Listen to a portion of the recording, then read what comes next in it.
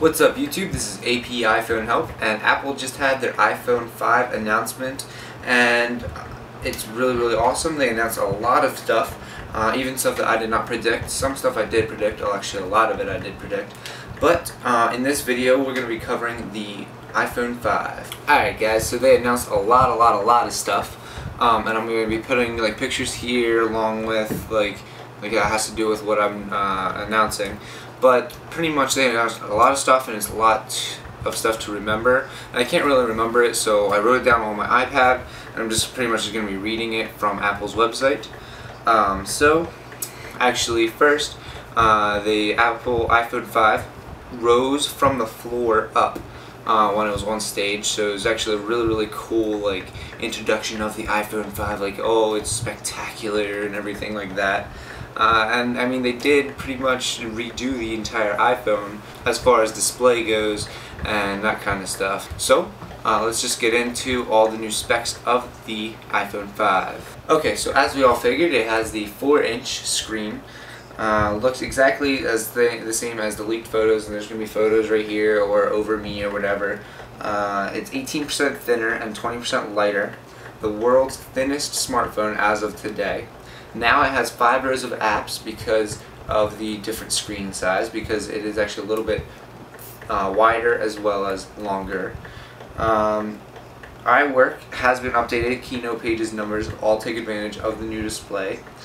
All the first-party apps have been optimized to show a little bit more, and it showed in the calendar app how it has a 5-day like cycle instead of just showing not as much as it used to do.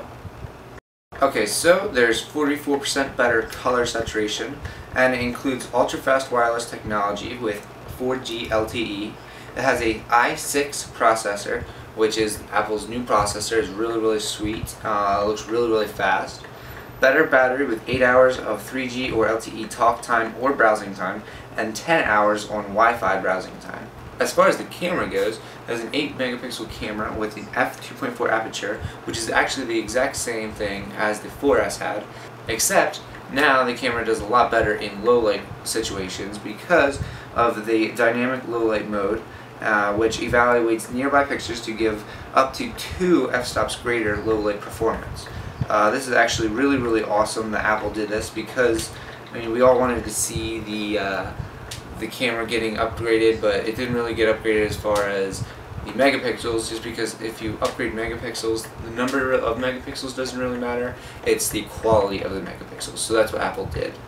And it has a faster photo capture as well as a shared photo stream. So a shared photo stream, and you just share a link to your photo stream with friends or family or whoever you want, and they can look at your photos and comment and everything like that. So it's kind of like a social networking type of deal with photo stream. Apple announced panoramic photos. It's basically the equivalent of a 28 megapixel photo, and all you do is you take your iOS device and just slide it along.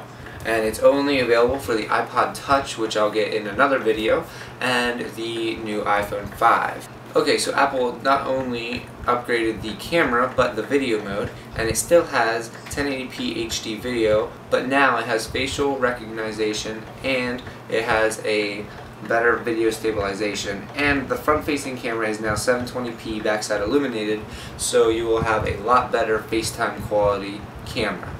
And with FaceTime is now on cellular networks. We got that update with iOS 6, and we pretty much all knew that, but they did say it again, that FaceTime is over cellular networks. Alright, and the pretty much only other 3 things is that there's 3 microphones for voice recognition and noise cancelling.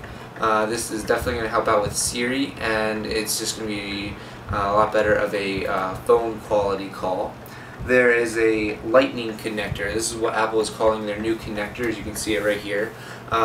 It's a lot smaller, and you can use both sides, so you don't have to like make sure it's one side and plug it in because the other side won't work. You can use both sides of it. It doesn't matter how you plug it into your iOS device. And they are incorporating this with the new iPhone 5, the new iPod Touch, and the new iPod Nano, which you can see if you make sure you subscribe to my YouTube channel. There'll be more videos out today of all those different products that Apple released today. So as for the lightning connector, it is all digital and it's 80% smaller than the 30-pin dock connector that we currently have. And Apple will actually be releasing a adapter to connect your 30-pin dock connector into the Lightning connector. And on Apple's website, it's actually $30, which is a really big price tag. But I mean, I'm sure there's other people that are going to be doing it for like $5 or whatever online.